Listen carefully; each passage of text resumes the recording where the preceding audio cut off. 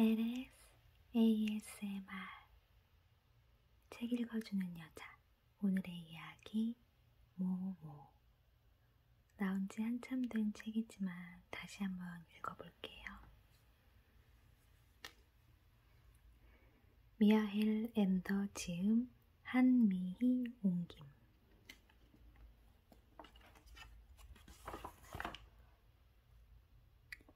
모모. 시간을 훔치는 도둑과 그 도둑이 훔쳐간 시간을 찾아주는 한 소녀에 대한 이상한 이야기.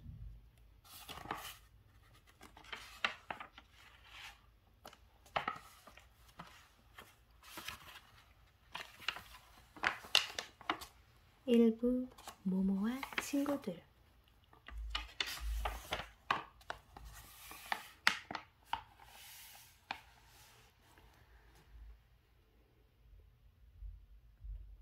어느 커다란 도시와 작은 소녀. 사람들이 아주 다른 말을 쓰던 옛날 아주 먼 옛날, 따뜻한 나라들에는 크고 화려한 도시들이 새겨져 있었다. 거기에는 왕이 사는 궁전이 우뚝 서 있고 넓은 도로와 좁은 길과 꼬불꼬불한 골목길이 있었다. 황금과 대리석으로 조각된 신의 상이 서 있는 웅장한 사원도 있고 세계 곳곳의 왕국에서 들여온 온갖 다채로운 물건이 산더미처럼 쌓여있는 시장도 있었으며 사람들이 새로운 일을 이야기하고 연설을 하거나 듣기 위해 모였던 넓고 아름다운 광장도 있었다. 그리고 무엇보다 거기에는 극장이 있었다. 그 극장들은 오늘날의 서커스장과 비슷하지만 커다란 돌로 만들어져 있다는 점은 달랐다. 관객이 앉는 좌석에는 거대한 깔때기처럼 겹겹이 계단식으로 꾸며졌다. 위에서 내려다보면 이 극장들은 둥그런 원 모양도 있고 갸름한 타원형 모양도 있고 커다란 반원 모양도 있었다. 사람들은 이 극장을 원형 극장이라고 불렀다. 그 중에는 축구 경기장만큼 커다란 것도 있고 겨우 몇백 명의 관객들에게 어울리는 자그마한 극장도 있었다. 또 둥근 기둥과 조각들로 꾸며진 화려한 극장이 있는가 하면 아무 장식도 없는 소박한 극장도 있었다. 이 원형 극장들에는 지붕이 없었다.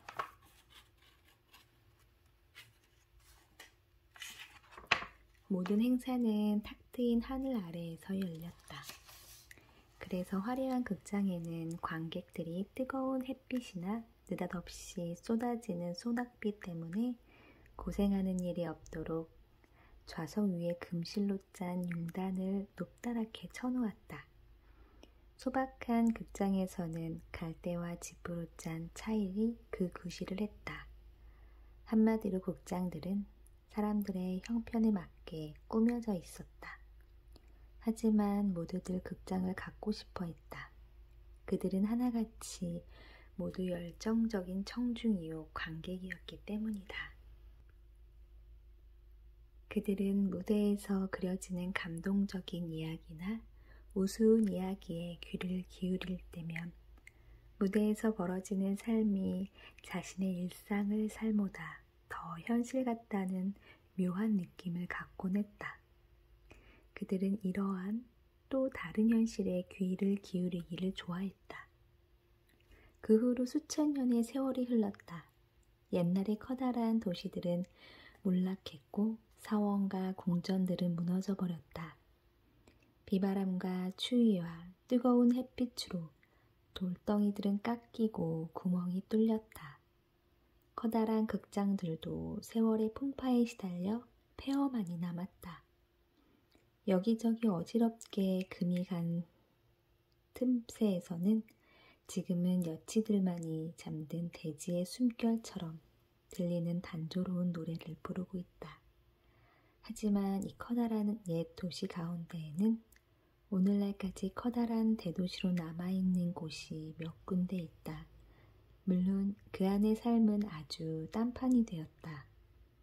사람들은 자동차와 전철을 타고 다니고 전화와 정등을 쓰지만 새 건물들 사이에는 아직도 군데군데 둥근 기둥들, 성문, 무너진 탑 모퉁이의 한 자락, 저 옛날의 원형극장 터가 남아있다.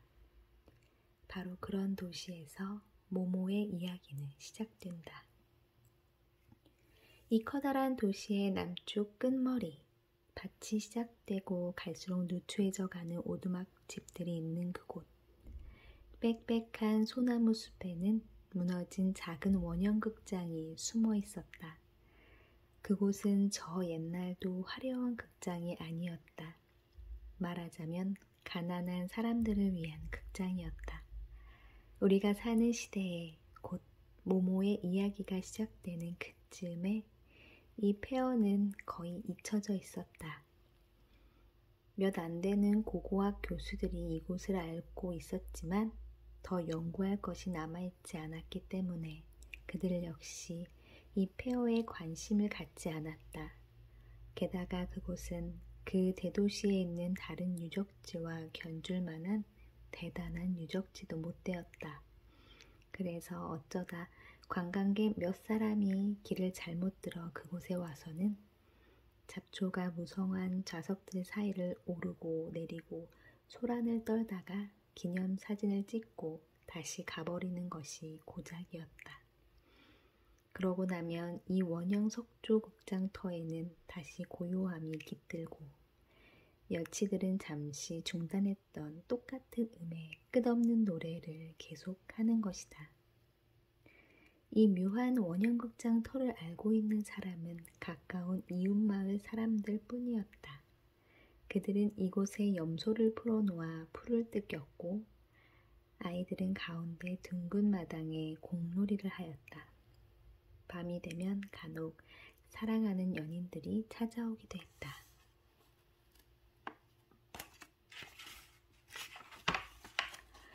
그러던 어느 날 마을 사람들 사이에 요즘 들어 누군가가 극장터에 살고 있다는 소문이 돌았다. 어린아이, 아마도 어린 소년인 것 같다는 이야기였다. 이렇게 밖에 말할 수 없는 것은 그 애의 옷차림이 약간 이상했기 때문이었다.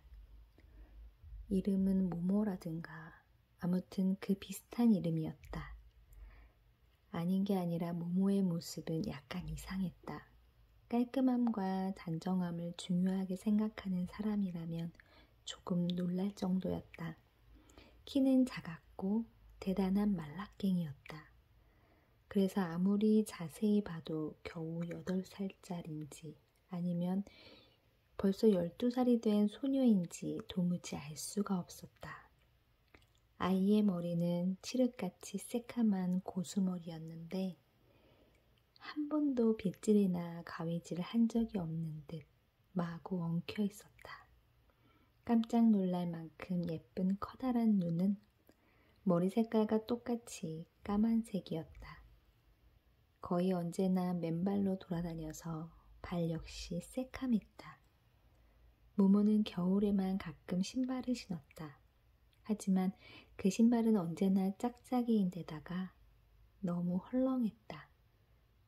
그 애가 갖고 있는 것이라곤 어디서 주었거나 선물로 받은 것뿐이어서 그럴 수밖에 없었다. 색색까지 알록달록한 천을 이어붙여 만든 치마는 복사뼈까지 치렁치렁 내려왔다. 모모는 그 위에 다 낡아빠진 헐렁한 남자 옷을 걸치고 있었다. 기다란 소매는 손목까지 걷어 올렸다. 하지만 소매를 잘라낼 생각은 없었다. 앞으로 키가 더 커질 것을 미리 계산했기 때문이다.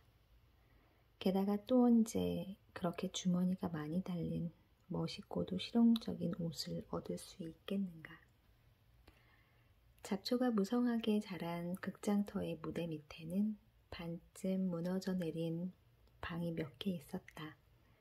그 방들 바깥벽에 난 구멍으로 드나들 수 있었다. 모모는 이곳을 집처럼 꾸며놓았다.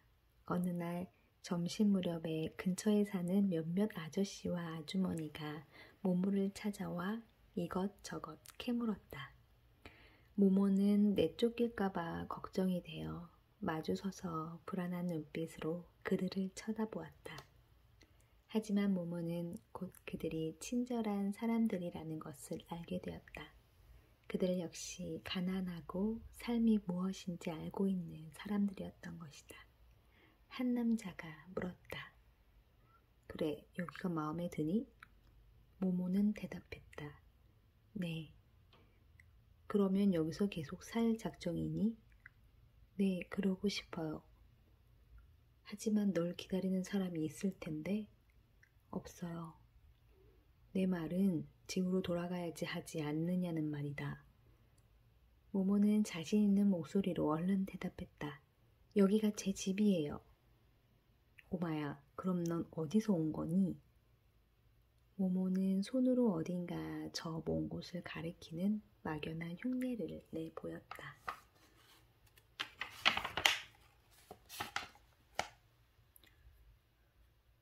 남자는 계속 캐물었다. 부모님은 어떤 분이시니? 모모는 어쩔 줄 모르고 그 남자와 다른 사람들을 물끄러미 바라보다가 어깨를 약간 으쓱했다. 마을 사람들은 서로 눈짓을 주고받으며 한숨을 쉬었다. 남자는 말을 이었다. 겁낼 것 없다. 널 쫓아내려는 게 아니니까. 우리는 널 돕고 싶은 거란다. 모모는 말없이 고개를 끄덕였지만 완전히 믿을 수 없다는 눈치였다. 네 이름이 모모라던데 맞니? 네, 아주 예쁜 이름이구나. 하지만 처음 들어보는 이름이야. 누가 지어주었지? 저요. 네가 네 이름을 지었다고? 네. 그럼 생일이 언젠데? 모모는 한참 생각하더니 대답했다. 제가 기억하기론 저는 언제나 있었던 것 같아요. 친척 아주머니나 아저씨나 할머니도 없니? 도대체 네가 찾아갈 만한 가족이 하나도 없단 말이야? 모모는 남자를 말끄러미 바라보기만 하고 한동안 아무 말도 하지 않았다. 그러더니 다 기어들어가는 목소리로 말했다. 여기가 제 집이에요. 남자는 말했다. 그래, 하지만 넌 아직 어린애잖니. 대체 몇 살이지? 모모는 머뭇거리며 대답했다. 100살요. 마을 사람들은 모모가 장난을 치고 있다고 생각하고 웃음을 터뜨렸다. 자, 장난하지 말고 몇 살이지? 모모는 조금 더 자신 없는 목소리로 대답했다. 102살요. 한참 후에야 사람들은 모모가 어쩌다 주워들은 숫자가 몇 개 되지 않는 데다가 세마기를 배운 적도 없어서 숫자가 무엇을 뜻하는지 모른다는 것을 알게 되었다. 남자는 다른 사람들과 의논하고 나서 말했다. 자, 내 말을 들어봐. 네가 여기 살고 있다고 경찰에 신고하면 어떨까? 그러면 넌 고아원에 가게 될 테고 거기서 먹을 것과 잠자리를 얻게 될 거야. 세마기, 읽기, 쓰기랑 더 많은 걸 배울 수도 있을 텐데 어떻게 생각하니? 응? 모모는 깜짝 놀라 남자를 쳐다보더니 입속말로 말했다. 아니요, 그런 데는 가지 않겠어요. 전에 한번 가본 적이 있어서. 그곳에서는 다른 아이들도 있었어요. 창문에는 창살이 있고 매일 매를 맞았어요. 정말 억울하게 맞았어요. 전 밤에 담을 넘어 도망쳤어요. 다시는 가고 싶지 않아요. 한 노인이 고개를 끄덕이며 말했다. 그랬구나. 다른 사람들도 알았다는 듯이 고개를 끄덕였다. 한 부인이 말했다. 그래, 그럼 좋아. 하지만 넌 어린애잖니. 널 돌봐주는 사람은 있어야 해. 모모는 안심하며 대답했다. 제가 돌보죠. 정말 네가 할 수 있어? 모모는 한동안 잠잠고 있다가 작은 목소리로 말했다. 전 필요한 게 많지 않아요. 마을 사람들은 다시 한번 눈짓을 주고받고 한숨을 쉬고는 고개를 끄덕였다. 처음 말을 걸었던 남자가 다시 입을 열었다. 얘 모모야. 우리 생각엔 네가 우리들 중에 한 사람 집에서 살면 좋을 것 같구나. 사실 우리도 널찍한 집에서 살고 있진 않아. 집집마다 대개는 먹여 살릴 애들이 잔뜩 있고 하지만 아이가 하나쯤 더 있어도 상관없다고 생각한다. 네 생각은 어떠니? 모모는 처음으로 빙그레 미소를 지으며 대답했다. 고맙습니다. 정말 고마워요. 하지만 절 그냥 여기에 살게 해주시면 안 될까요? 사람들은 오랫동안 의논하고 결국 그렇게 하기로 했다. 여기서도 모모가 그들 중 한 사람 집에 사는 것 못지않게 잘 살 수 있다고 생각했기 때문이었다. 그들은 모두 함께 모모를 보살피기로 했다. 그렇게 하는 것이 혼자서 보살피는 것보다 훨씬 간단할 테니까.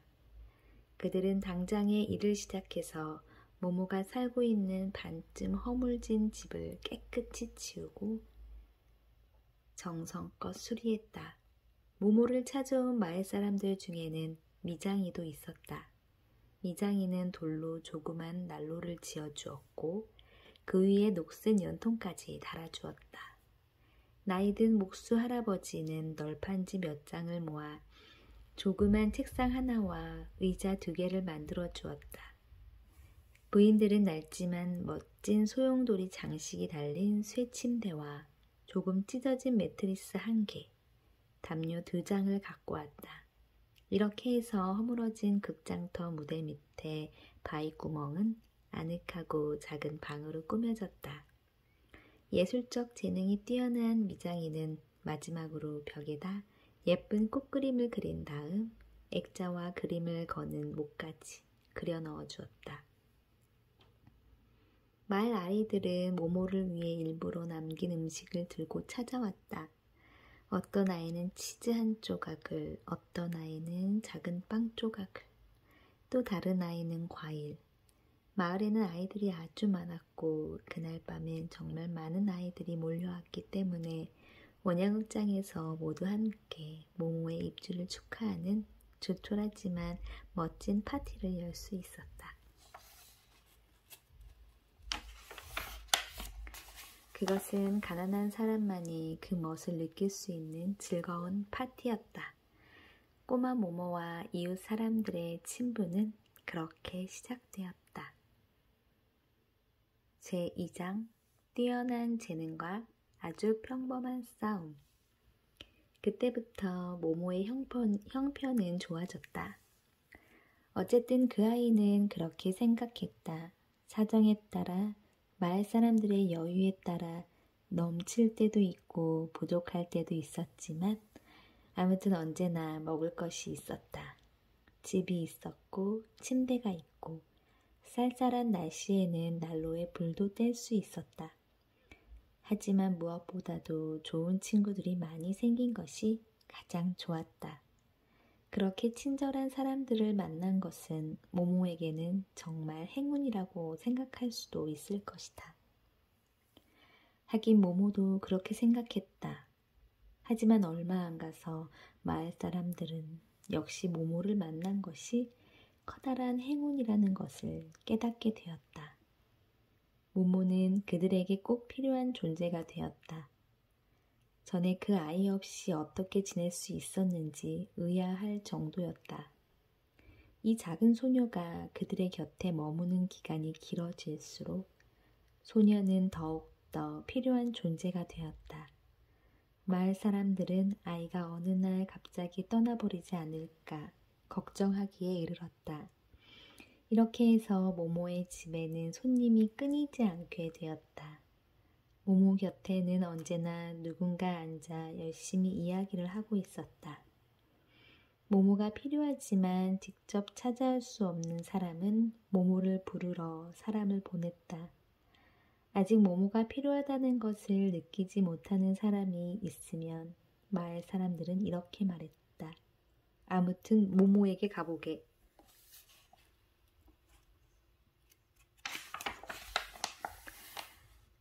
이 말은 인근 마을 사람들이 의뢰하는 일상어가 되어버렸다. 아무튼 모모에게 가보게. 사람들은 하시는 일이 모두 잘 되길 빕니다. 맛있게 드세요. 하나님만이 아실 일이지 같은 말을 하듯이 무슨 일이 생기면 이렇게 말하는 것이었다. 아무튼 모모에게 가보게. 도대체 왜 그랬을까? 모모가 누구에게나 좋은 충고를 해줄 수 있을 만큼 똑똑하기 때문에 위로를 받고 싶어하는 사람들에게 꼭 맞는 말을 해줄 수 있기 때문에 현명하고 공정한 판단을 내릴 줄 알기 때문에 그 어느 것도 아니었다. 모모는 이 세상 모든 아이가 그렇듯 그런 일이 잘 하지를 못했다. 그렇다면 모모가 사람들을 즐겁게 해주는 어떤 재주를 가지고 있었던 것일까?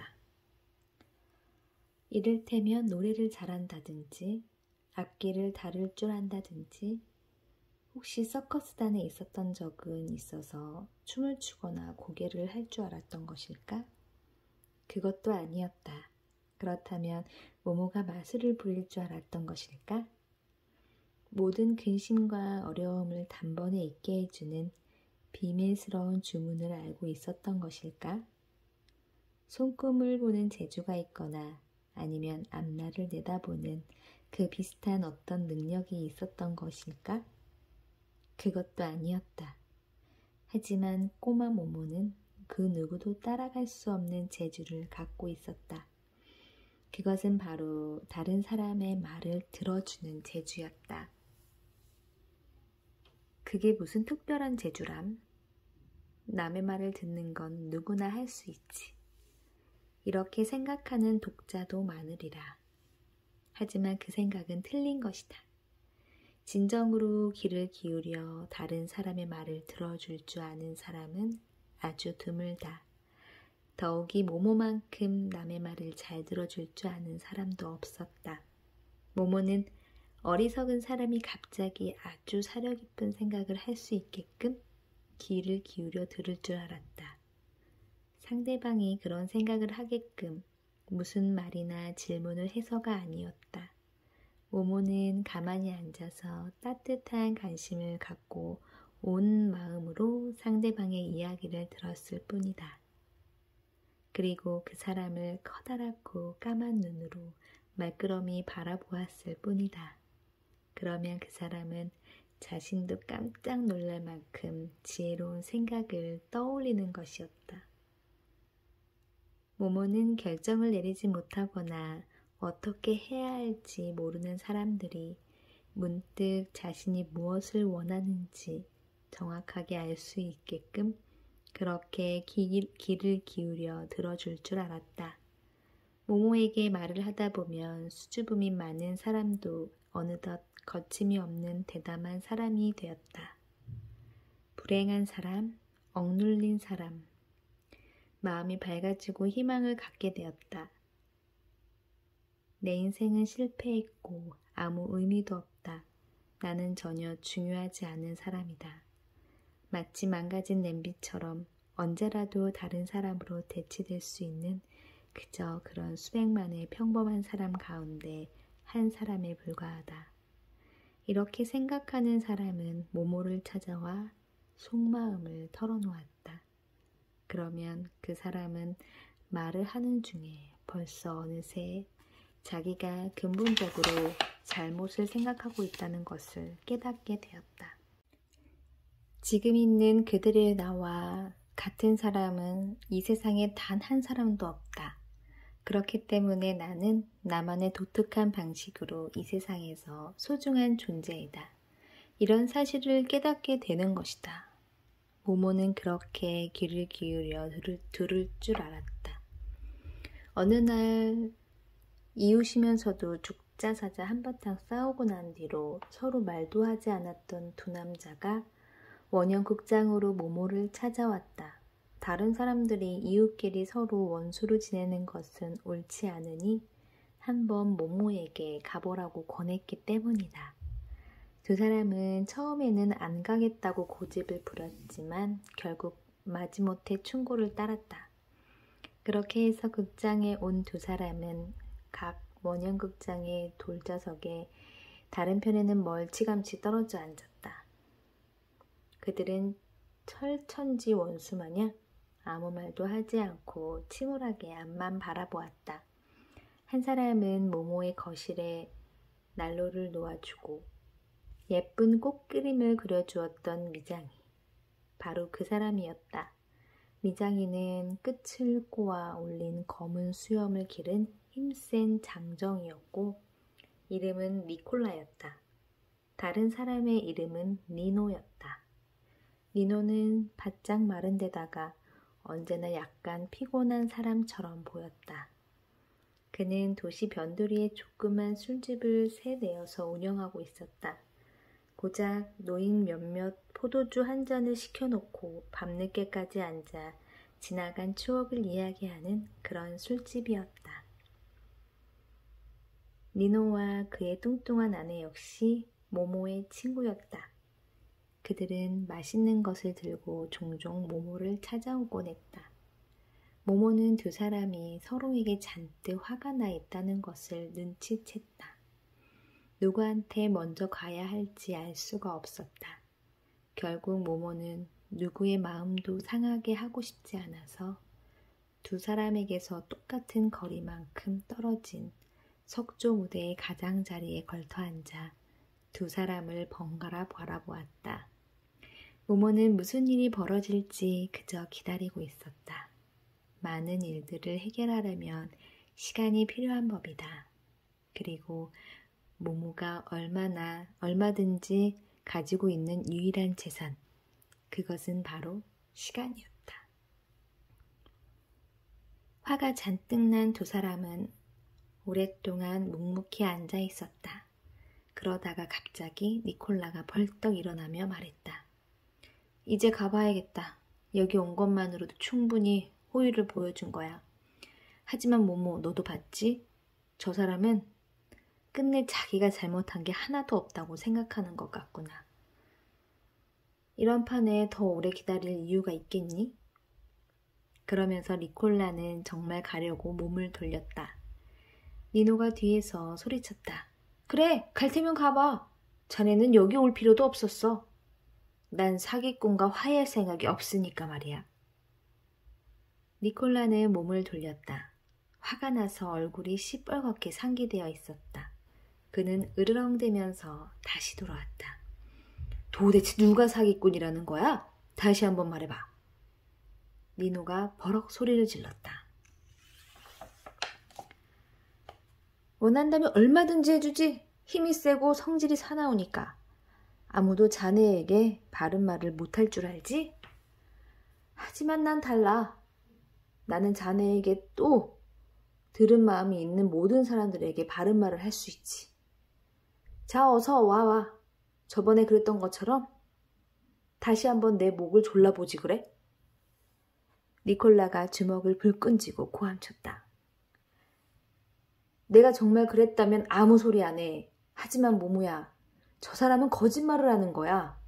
완전한 중상모략이지. 난 그냥 저 친구 옷깃을 움켜잡아 술집에 있는 식궁창에 던진 것뿐이란다. 쥐새끼도 거기 빠져 죽진 않아. 그러고는 니노 쪽으로 몸을 돌려 소리쳤다. 하지만 유감스럽게도 자넨 멀쩡하게 살아있군 그래?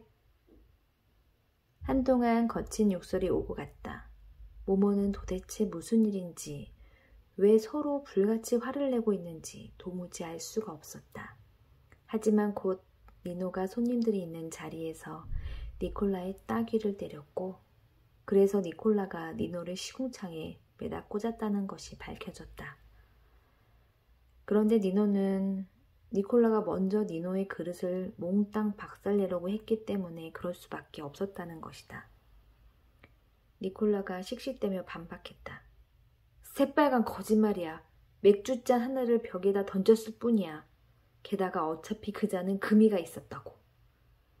니노가 대꾸했다. 그래도 그자는 내 잔이야. 알겠어? 자넨 그런 짓을 할 권리가 없어.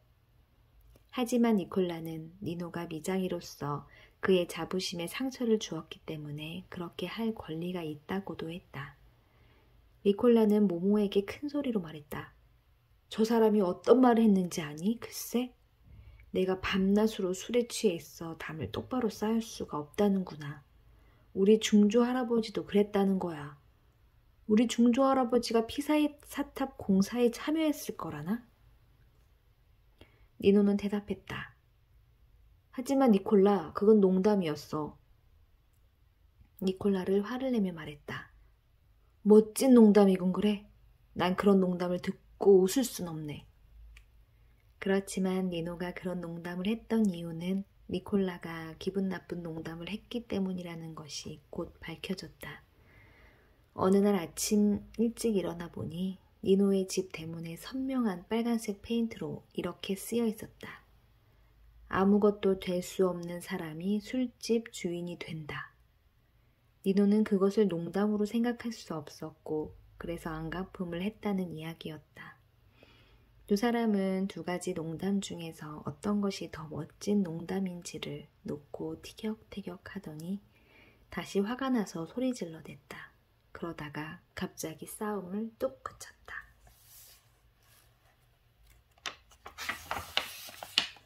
모모는 눈이 동그래져서 두 사람을 쳐다보았다. 두 사람은 그 눈길의 의미를 해독할 수 없었다. 저 아이가 마음속으로 우리들을 우습다고 생각하는 걸까? 아니면 슬퍼하는 걸까? 모모의 얼굴에서는 아무것도 읽어낼 수 없었다.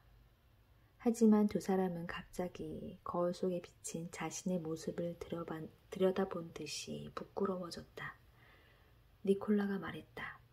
좋아, 자네 집 때문에 그런 말을 쓰지 말았어야 했을지도 모르지. 하지만 니노, 자네가 손수 포도주를 한 잔 따라 주었어도 나는 그렇게 하지 않았을 거네. 이치가 그렇잖아. 안 그런가? 나는 언제나 꼬박꼬박 돈을 지불했으니 말일세. 자네가 나를 그렇게 대할 이유가 없다고 생각하네. 니노가 맞받아쳤다. 이유가 있을 수도 있지. 성 안토니우스 일은 잊어버렸나? 얼굴이 해쓱해지는군. 자넨 날 철저하게 속였어. 그런 일을 그냥 넘어갈 순 없지. 니콜라는 버럭 소리를 지으며 어이가 없다는 듯 자기 이마를 쳤다. 내가 자네를 속였다고? 적반하장도 유분수지. 자네가 날 속이려고 했잖아. 물론 성공하지 못했지만 말이야. 그러니까 사정은 이러했다. 니노의 작은 술집 벽에는 성 안토니우스를 그린 천연색 그림이 걸려 있었다. 니노가 언젠간 잡지에서 오려내 액자에서 끼운 그림이었다. 어느 날 니콜라가 마음에 든다면서 니노에게 그림을 사겠다고 했다.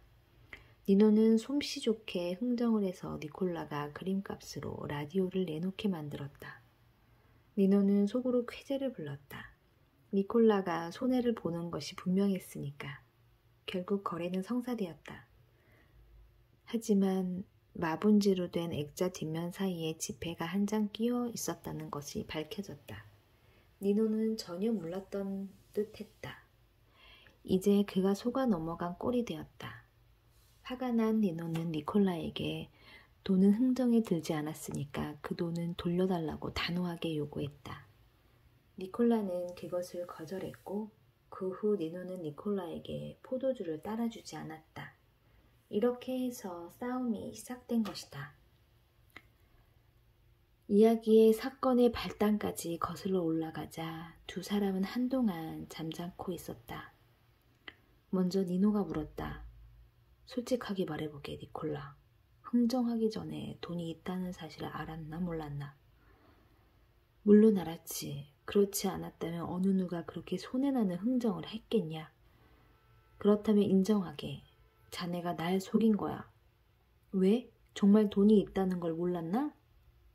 몰랐어. 맹세하지.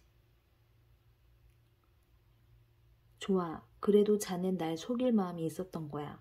어떻게 그렇게 허접쓰레기 같은 신문지 조각으로 내 라디오를 차지할 생각을 했었어? 그런데 자넨 어떻게 돈이 있다는 걸 알게 됐나? 이틀 전에 한 손님이 성 안토니우스에게 바치는 현금으로 그곳에 돈을 끼워 넣는 걸 보았네. 니노는 입술을 깨물었다. 많았나? 니콜라가 대답했다. 더도 덜도 않고 꼭 라디오 값에 상당하는 액수였네. 니노가 생각에 잠기며 말했다. 그렇다면 우리 싸움이 진짜 원인은 내가 잡지에서 오려낸 성 안토니우스 때문이었건 그래. 니콜라가 머리를 긁적이며 작은 소리로 웅얼거렸다. 그렇지, 원한다면 그림을 돌려주겠네, 니노. 니노가 위험있게 대답했다. 천만에, 그럴 필요 없네. 바꾼 건 바꾼 거야. 대장부끼리 한 약속은 지켜야지. 여기서 두 사람은 동시에 큰 소리로 웃기 시작했다. 그들은 두 계단을 내려와 풀이 자란 둥근 마당 한가운데 얼싸안고 상대방 등을 토닥였다. 그러고는 모모를 안으며 이렇게 말했다. 정말 고맙다. 잠시 뒤 두 사람은 집으로 돌아갔다. 모모는 오랫동안 그들에게 손을 흔들어 주었다. 모모는 자기 친구인 두 사람의 사이가 다시 좋아져서 마음이 정말 흐뭇했다. 또 한 번은 이런 일이 있었다. 조그만 사내아이 하나가 모모에게 노래를 부르려고 하지 않는 까나리아 한 마리를 가져왔다. 이 일은 훨씬 더 어려운 일이었다. 하지만 모모는 일주일 내내 까나리에게 귀를 기울였고 드디어 까나리아는 즐겁게 쥐저기기 시작했다. 모모는 이 세상 모든 것의 말에 귀를 기울였다. 개, 고양이, 귀뚜라미, 두꺼비, 심지어는 빗줄기와 나뭇가지 사이를 스쳐 지나가는 바람에도 귀를 기울였다. 그러면 그들은 각각 자기만의 독특한 방식으로 모모에게 이야기했다. 친구들이 모두 집으로 돌아간 밤이면 모모는 수많은 별들이 반짝이는 하늘을 머리에 이고 있는 옛 원형극장의 둥근 마당에 혼자 앉아 거대한 정적의 소리에 가만히 귀를 기울이곤 했다. 그러면 모모는 별들의 나라를 향해 열려있는 거대한 귓바퀴 한가운데 앉아있는 듯한 느낌이 들었다. 그리고 가슴 깊은 곳까지 스며드는 나직한 웅장한 음악을 듣고 있는 것 같았다. 그런 밤이면 모모는 유난히 예쁜 꿈을 꾸었다. 아직도 귀 기울여 듣는 일이 예스럽지 않은 일이라고 생각하는 사람이 있다면 모모만큼 잘할 수 있는지 한번 직접 시도해 보길 바란다.